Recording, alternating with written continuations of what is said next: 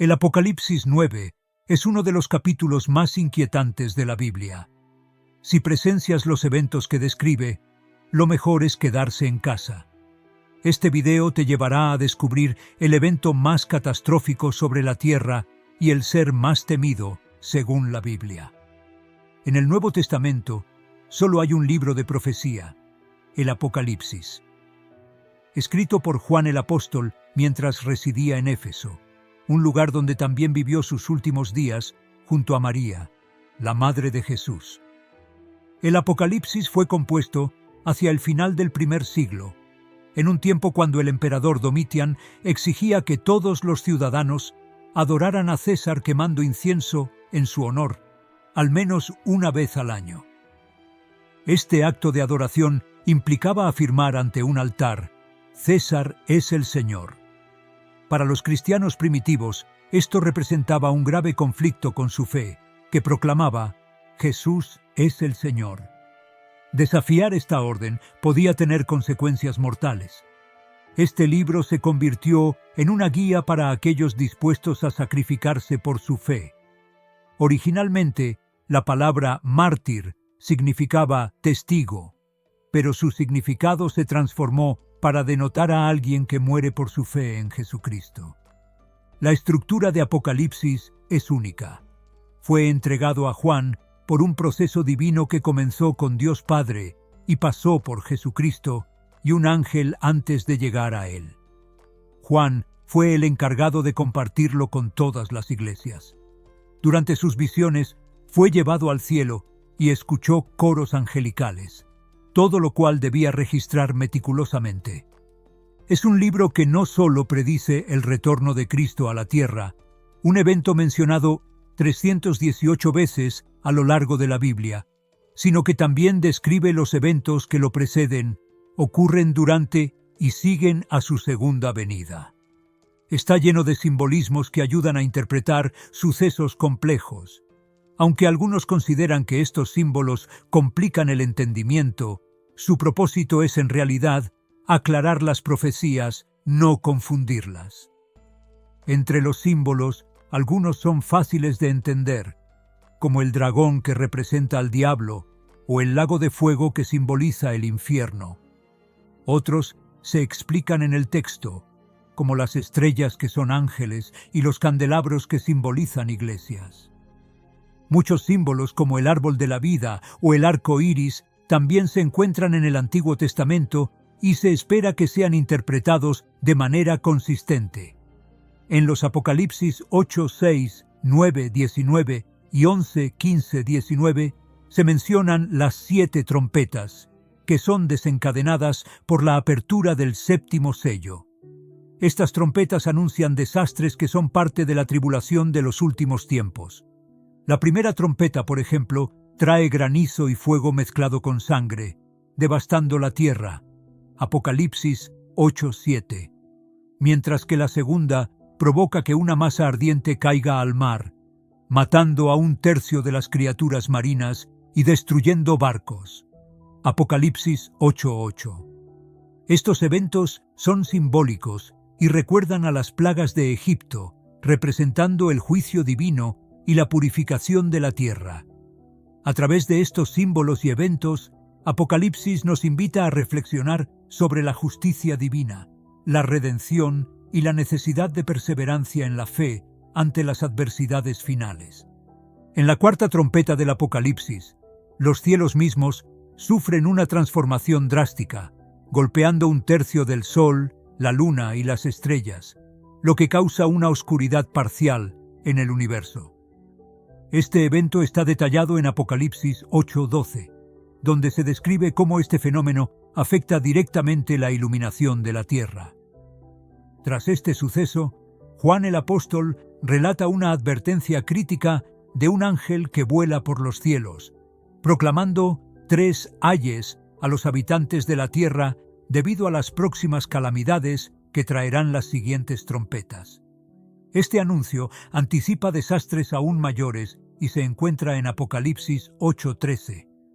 La introducción del quinto ángel marca un punto crucial, ya que su trompeta desencadena eventos catastróficos.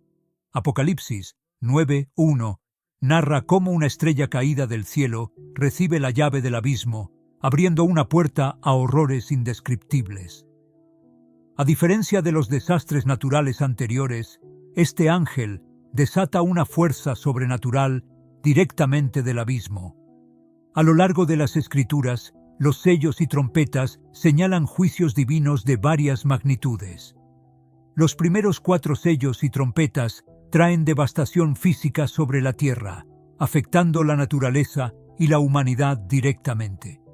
Los últimos 3 sellos, sin embargo, son más espirituales y apocalípticos en naturaleza, revelando visiones y eventos celestiales y marcando la transición hacia juicios más profundos y espirituales, como se describe en las siguientes trompetas. La estrella caída mencionada en Apocalipsis 9:1 es interpretada como un ser celestial con una misión específica. Este ser, a menudo identificado con figuras caídas o ángeles, tiene la tarea de liberar entidades demoníacas del abismo, un lugar de tormento y oscuridad. El simbolismo de la llave y el acto de abrir el abismo sugieren una liberación controlada y permitida de estas fuerzas para cumplir con los propósitos divinos de juicio y purificación.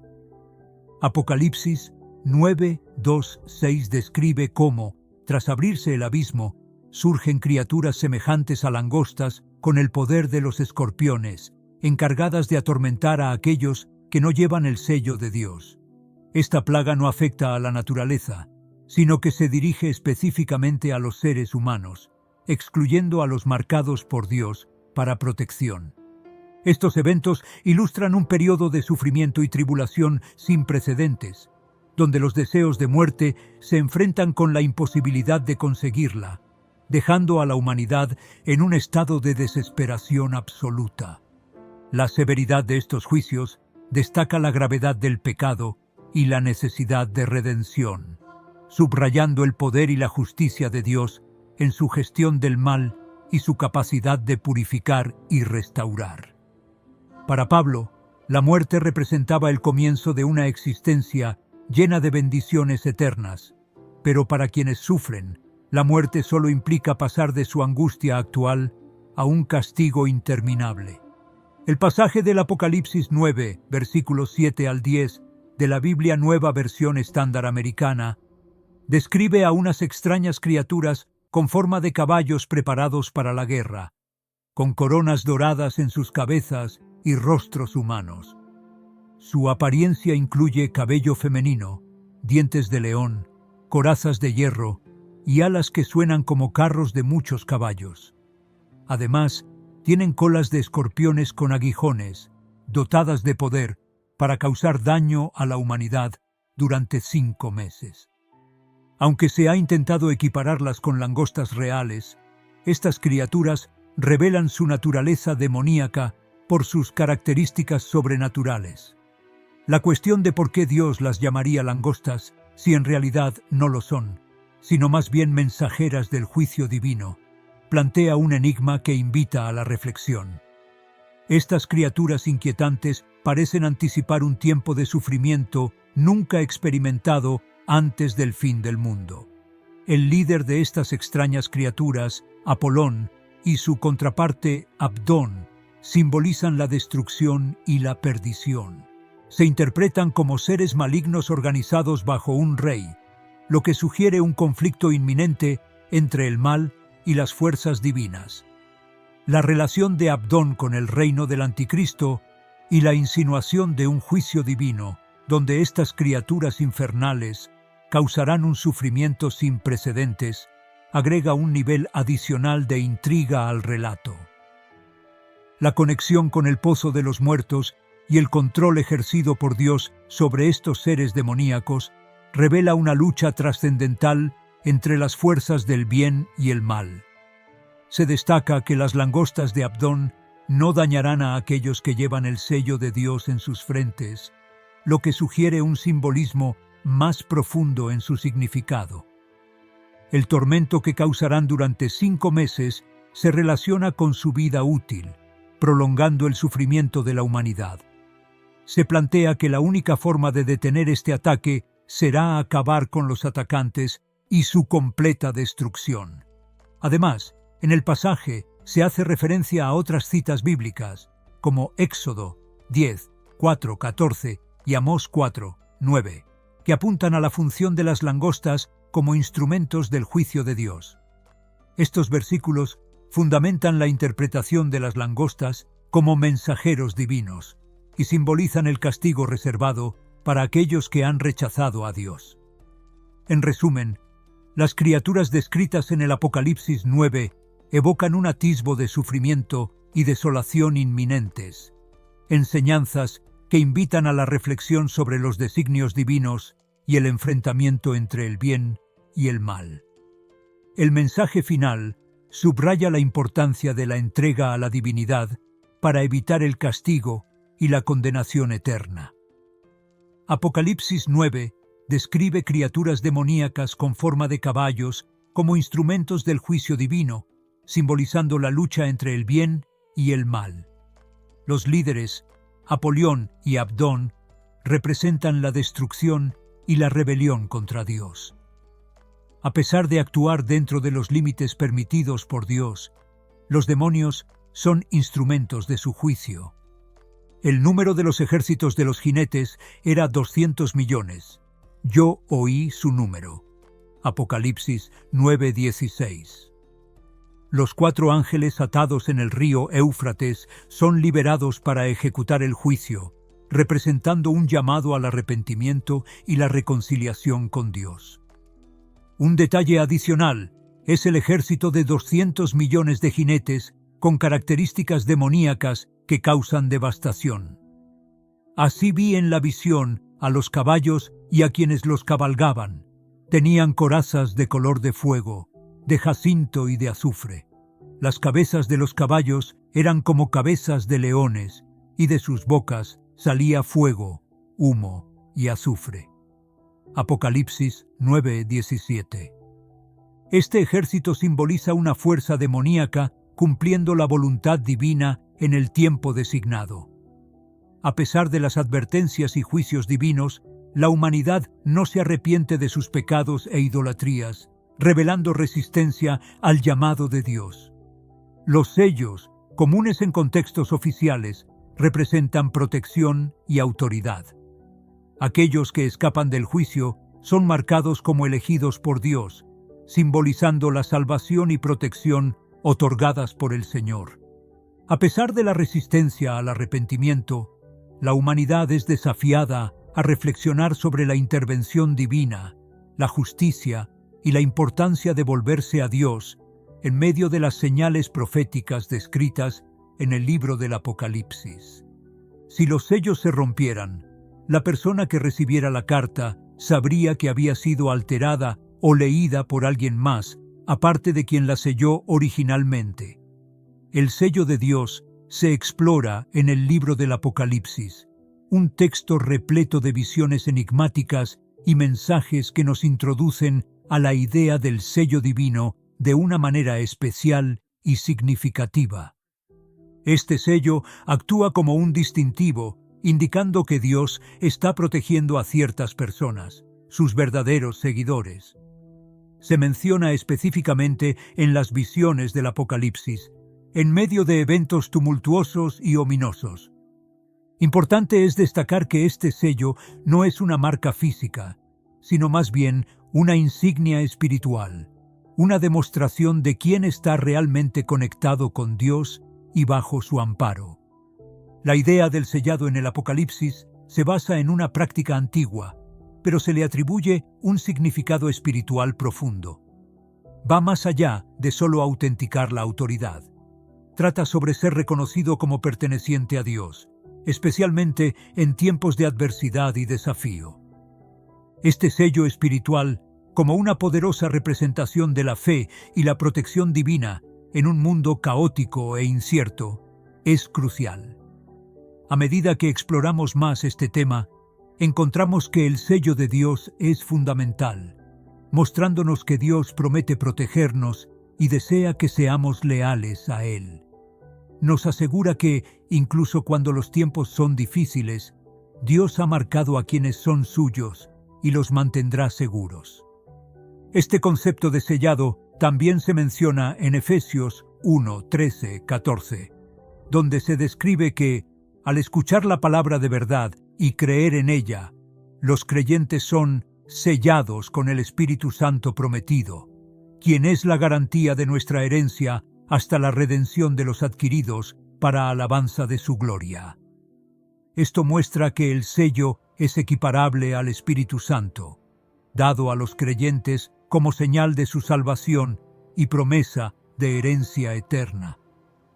Además, en Apocalipsis 7:3 se ordena: no dañen la tierra, ni el mar, ni los árboles, hasta que hayamos puesto un sello en la frente de los siervos de nuestro Dios. Estos siervos recibirán un sello protector en sus frentes, que simboliza de alguna manera el nombre de Dios. En Apocalipsis 14:1, el Lamb está firmemente establecido en el monte Sión, y con él 144,000 que tenían su nombre y el de su Padre inscrito en sus frentes, marcándolos como propiedad de Dios. El acto de sellar, como se describe en el Apocalipsis, denota una marca divina de protección y propiedad, simbolizando una preservación espiritual durante tiempos de tribulación. Cada una de las 12 tribus de Israel contribuye con 12,000 miembros, lo que sugiere una completitud en la selección divina. Contrastando con la marca de la bestia, el sello de Dios y la marca de la bestia en el libro de la Apocalipsis representan una clara diferencia entre el bien y el mal, y entre el poder de Dios y el poder del mundo. Pero ¿qué significa realmente que Dios haya colocado su sello en ti? Profundicemos en lo que implica estar sellado por Dios, basándonos en Efesios 1, 13, 14, que nos ayuda a entender la provisión del sello divino.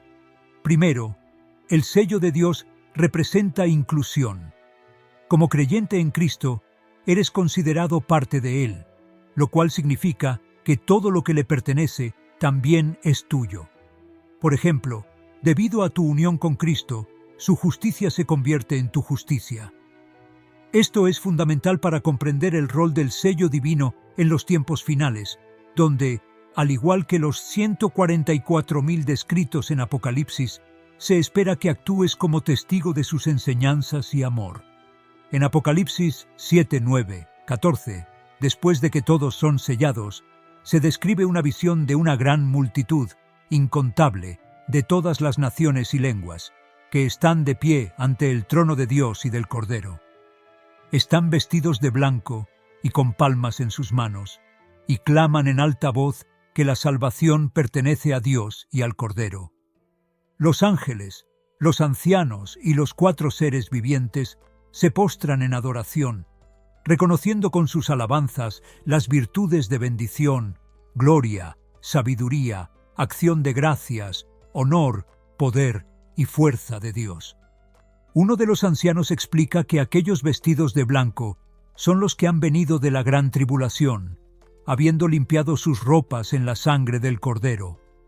Esto simboliza su redención y purificación a través del sacrificio de Cristo, y su victoria sobre el pecado y la muerte, representada por las palmas, símbolo de triunfo. Estas escenas nos muestran la importancia de estar cerca de Dios mediante Cristo, el único mediador entre Dios y los hombres. Este acercamiento no solo implica reverencia, sino también una participación activa en la proclamación de la salvación a través de Cristo, reflejada en la gran alabanza conjunta de santos y ángeles. Se nos recuerda que debemos acercarnos a Dios con humildad y profunda reverencia, conscientes de nuestra fragilidad y la majestuosidad de Dios. El sello de Dios no solo asegura protección y pertenencia, sino que también compromete a los sellados a ser testigos de su fe. Este sellado implica una misión: ser portadores de su palabra y su luz en un mundo a menudo oscurecido por el pecado y el desespero.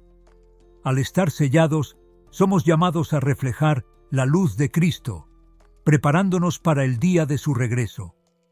Hechos 1:8 resalta esta misión, indicando que recibirás poder cuando el Espíritu Santo venga sobre ti, y serás testigo de Cristo en todo el mundo. Esto subraya que el sellado con el Espíritu Santo es tanto un don de poder como una responsabilidad. Asimismo, Pablo en Efesios y en 2 de Corintios enfatiza que ser sellado con el Espíritu es una garantía de nuestra herencia eterna, un sello de propiedad que Dios coloca sobre sus elegidos. Este sello es un compromiso divino que nos asegura y fortalece, permitiéndonos enfrentar las tribulaciones con esperanza y certeza. Finalmente, la discusión sobre los 144,000 y la gran multitud en Apocalipsis nos invita a reflexionar sobre nuestra propia inclusión en este grupo. Aunque muchos debaten su identidad literal o simbólica, lo crucial es reconocer que, sellados por Dios, todos somos llamados a vivir en fidelidad, proclamando su salvación hasta que Él regrese.